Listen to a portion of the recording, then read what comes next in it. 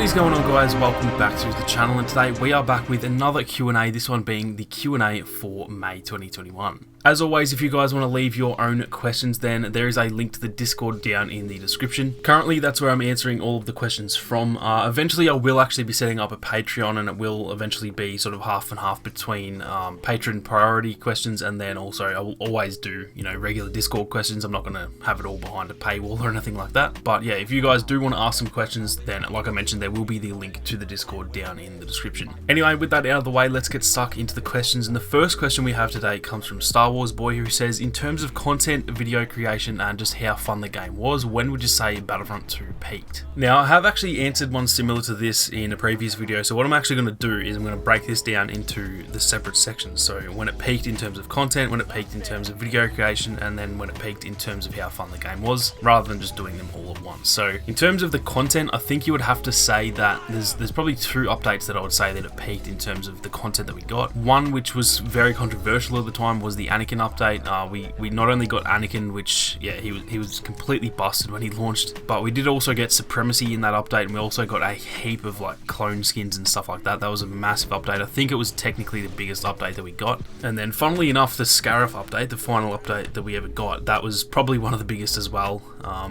There was so much there with like the OT maps for Supremacy and stuff like that, and a bunch of new skins. And so I'd probably say one of those. I'd probably lean towards the Anakin update, even though definitely wasn't the best update with how broken he was, but the amount of content we got in that month was absolutely mental. In terms of video creation and when that peaked, I'd probably have to say either January of 2019 or January of 2020. They were, like, for me, the biggest months that I've had so far. January 2019 was the Dooku update, and I'm sure you guys probably remember, anyone that knows Twisted and Nivo, good friends of mine from YouTube, they had these huge streams. Twisted had like 2,500 people watching him or something, which, at the time we were at like 20 or 30,000 subs, so to have that many people watching is absolutely mental. I think he said he gained 1,000 subs in that single stream, so that was absolutely mental. And I remember Nivo had just passed 1,000 subs as well.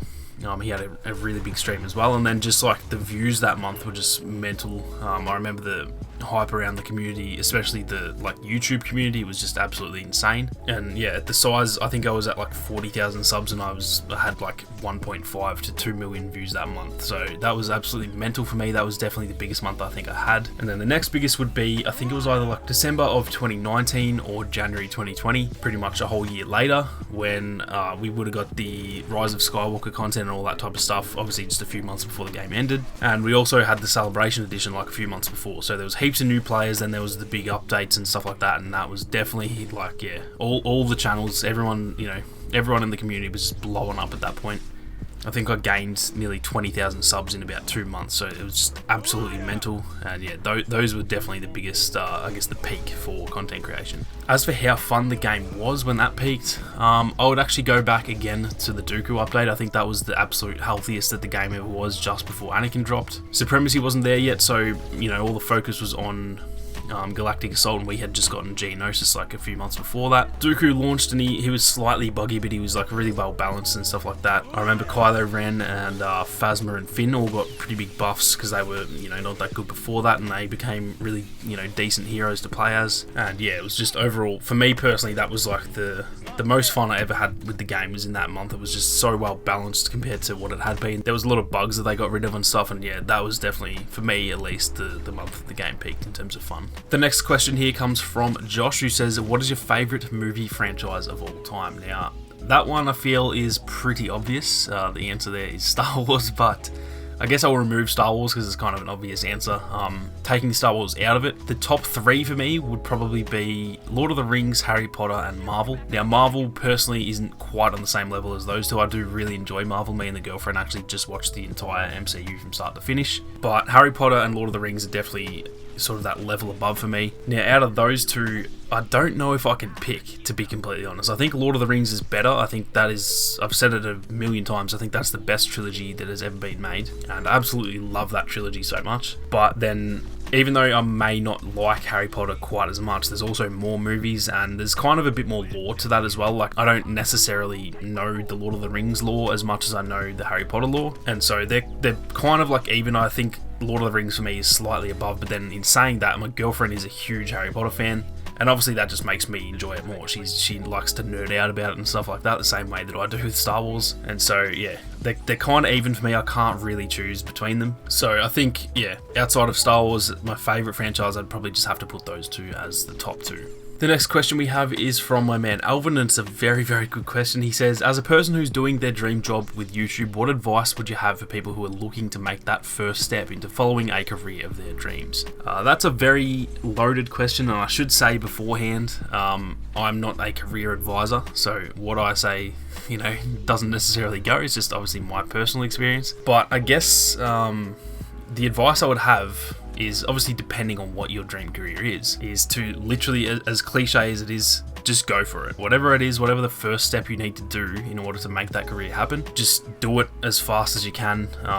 Obviously you need to plan a little bit, and it's not like you can just, you know, if you want to become a doctor, you can't just become a doctor. So obviously it's not quite as simple as that. But for example, with YouTube, a lot of people tend to like put it off, and they go, oh, maybe I'll learn to edit first, and I'll you know, spend a few months learning and stuff like that. And one thing that I learned personally, and I've also heard a lot of other, like, you know, YouTubers, I guess you would call them, they all say that you just need to start. I did the same with my channel. I was sort of thinking maybe I should, you know, try and get better at commentary first and try and get better at editing. But yeah, I literally just started, I made a video, I uploaded it, and it went from there. So it's a very, I guess, boring and cliche answer to just say, you know, just do it. But that is literally the best thing that I can advise, is just whatever the first step is that you need to do, plan around it. Obviously don't just jump head first into it, but plan that, like, planning is technically the first step. And so yeah, if you really want to do something, I think you just got to bite the bullet. You got to take a risk, like, especially, I know for you, Alvin, and I'd imagine most people watching, like, you guys are still young, I'm still young. It's not quite as much of a risk as maybe your parents or people around you will say it is. For me personally, I was working a 9-to-5 job, and I literally quit it to start YouTube with no guarantee this was ever going to work. I was doing uni in the background, so uni was kind of like fallback, but yeah, I took a huge risk. There was no guarantee that it was going to work, and there still is no guarantee. Like, the channel could die. I could end up having wasted years of my life doing this. But yeah, if you enjoy it enough, if you're passionate enough about it, then I think you just have to, you know, be willing to take that risk. And it does depend, again, obviously on your own situation. If you can't afford to do that, if you're living out of home, you can't just obviously quit your job, stuff like that. So be smart about it. But yeah, I think just take action on the things that you can for now, even if that is literally just planning it out. So maybe you can't quit your job now and do whatever you want to do, but maybe you work out a plan that in 6 months, if you save enough money, you can afford a few months off and start doing that job. So kind of a boring answer, but yeah, literally I would say just plan out what you need to do and do it as soon as you can, because as risky as some of those things can be, in my opinion, the best things in the world come from, you know, taking risks. So it might be scary, but yeah, just get out there and do it, man. The next question we have comes from Off Season, who says, who are your top 3 least favourite Star Wars characters? That's a tough one. I'd probably have to go, one that comes to mind is Rose Tico. I'm not really a fan of her. I just thought she was kind of pointless character, to be honest, and she was kind of annoying. I'm also not the biggest fan of Holdo. I thought by the end of the movie, like, the whole sacrifice she made and stuff, like, I didn't dislike her as much, but yeah, still not the biggest fan of her character. And then I think I'd probably just have to go Jar Jar. Like, I don't hate Jar Jar. There's not many characters that I dislike, to be honest, but Jar Jar is definitely just a little bit annoying. He kind of gives the prequels, and specifically the Phantom Menace, he just gives it a bit of a weird, like, vibe to it, I guess. So I wouldn't say I'd, like, hate Jar Jar or any of those characters, to be honest. I don't really care about them that much, but yeah, I think that would be the 3 that stand out for me. The next question we have is actually another one from Josh. I generally don't actually do, you know, 2 from the same people, but they were actually both really good questions. So this one says, what would your opinion be on a film or TV show about the years preceding the Phantom Menace, i.e. Qui-Gon Jinn's life and Palpatine's training by Plagueis? That to me is one of the, like, eras of Star Wars that I'm most intrigued about. Probably that and, like, the Dark Times, like, straight after Order 66. Qui-Gon is probably one of my favourite characters, and obviously Palpatine is one of my favourites as well. I think he's probably one of everyone's favourites. There is a little bit of like content around that. Obviously there's the Plagueis book, which I'm actually just about to start reading. Probably, to be honest, by the time you guys are watching this, I think I will have started the Plagueis book. And then I have read Master and Apprentice as well, which touches a little bit on Qui Gon's life, especially sort of some flashbacks with him and Dooku when they were training together. So there is already a little bit of content out there about those two things, and a lot of people will say, you know, we don't need movies because there's already books and stuff like that. And to an extent, I do agree with that. It's always kind of weird when you have like a book of something and then they, you know, rehash it with a movie. But in saying that, yeah, a movie or a show about those, I would love to see that. I definitely would love to see Plagueis. I think that whole story, like, the other thing with the book is actually technically Legends now. So I would actually love to see like a young Palpatine and show his rise pretty much just as a prequel to the prequels. Like they could just do a single movie or maybe a series or something like that. I see a lot of people floating Tom Hiddleston as a young Palpatine, which would be pretty awesome. He's a great actor and he does look, you know, similar enough, I think. And so yeah, if I had to choose, I think I would lean towards seeing essentially just the Plagueis book, but with, you know, a canon version of it, and yeah, on a movie or a TV series or something like that. I think explaining how Palpatine rose to power, or I guess his rise to being able to rise to power, because technically the prequels is his rise to power. I think if we saw that, you know, his training and how he kills Plagueis and stuff like that, that would definitely be pretty awesome to see. Now, the final question for today's video comes from Derpy Snowman, who says, what are your expectations / what do you hope to happen in the Ruin Johnson trilogy that is coming? Now, I might be in the minority a little bit here. I think he is actually a fantastic director, and personally, I actually don't really like him that much. Like, as a person, it's not like I know him or something, but just from what I see of him in interviews and stuff, he kind of annoys me, personally. But I'm not that, like, blind Last Jedi hater or anything like that. I think as an individual movie, it was really solid. I think the issue was that it was the middle of that trilogy and the 8th episode into a 9-episode saga, and he wanted to bring his own sort of, I guess, take to it, which is fine. He is the director, but unfortunately it just didn't like mesh that well with the rest of Star Wars. So I think that's the main issue with The Last Jedi. I think as a movie on its own, if it wasn't called Star Wars, if it was just its own movie, like I think most people would be like, damn, that's a pretty sick movie. But because it had 8 or I guess 7 episodes before that, and it just didn't really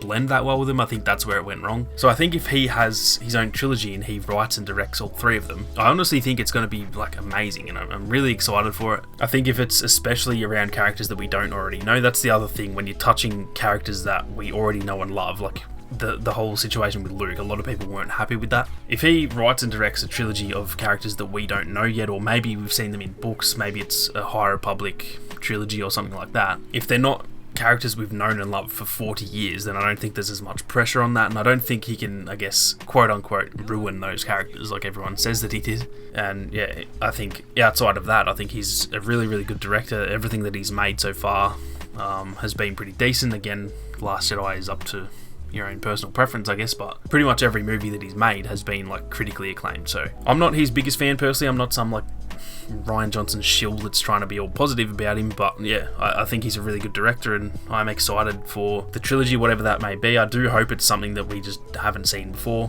and it's a bunch of characters that, yeah, we just don't really know about. So that is going to do it for this Q&A for May 2021, guys. Like I mentioned at the start of the video, if you guys do want to join the Discord and be ready to ask your questions for next month, then as always, there will be a link down in the description, as there is on every single video. Not only is it a great place to come and ask questions, but it's just a great place to hang out with me and the rest of my subscribers. We have an awesome little tight-knit community in there, so if you guys are interested in that, then definitely feel free to join the Discord. That is going to do it for this one though, guys. If you enjoyed the video, then be sure to leave a like down below, and if you are new, then consider subscribing to the channel with those notifications on. Thank you all very much for watching. You guys have a great day, and I'll catch you all in the next one.